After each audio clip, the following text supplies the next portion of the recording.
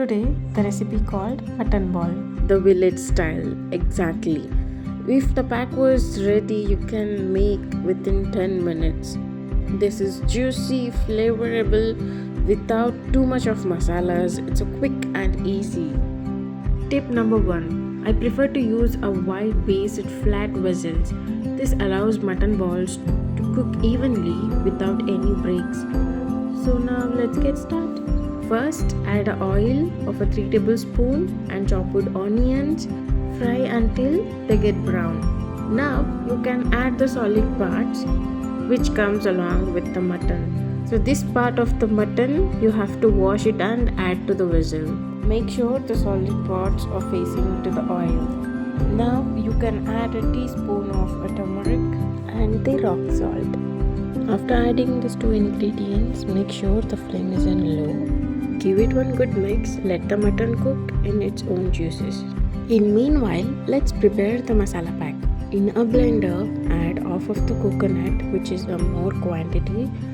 Add ginger, garlic, chopped onions, cloves, cinnamons, coriander leaves, coriander powder, chili powder. Tip number 2. If you add more water, the mutton ball can be breakable. So you have to add only required water to blend the ingredients. So now you have to take off of the masala separately. Now add meat and salt. Blend it once or twice.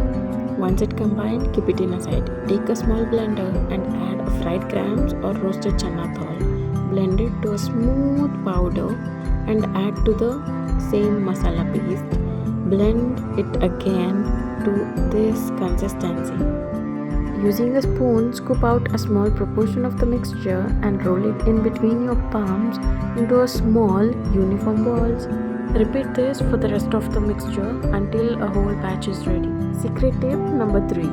If the mixture sticks, just lightly grease your palms with a drop of oil to finish the rest. Now the mutton is cooked, so this is the right time to pour the separated masala. Add a required water, probably it takes 1 to 1.5 liter. Give it one good mix and you have to wait until it starts to boil.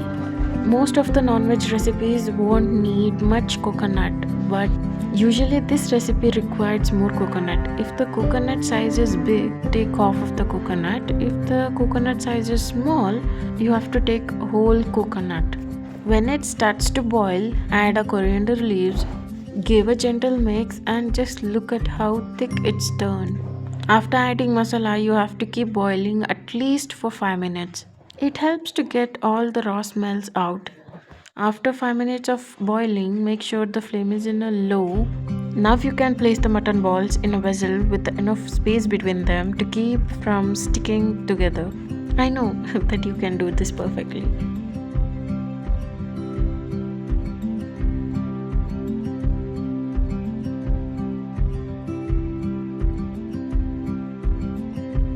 Once you finish placing all the balls, make sure don't close the lid immediately. Wait for some time and then close the lid. Boil for 5 minutes. You can see it's doubling in the size. When you open the lid, you can see the oil is separated and stay in the edge of the vessel. Cooking is ready, but there is a 4th secret tip. Simply flame off and close the lid. Rest it for 5 minutes. That's all aroma and masala soak to the mutton. Look at this.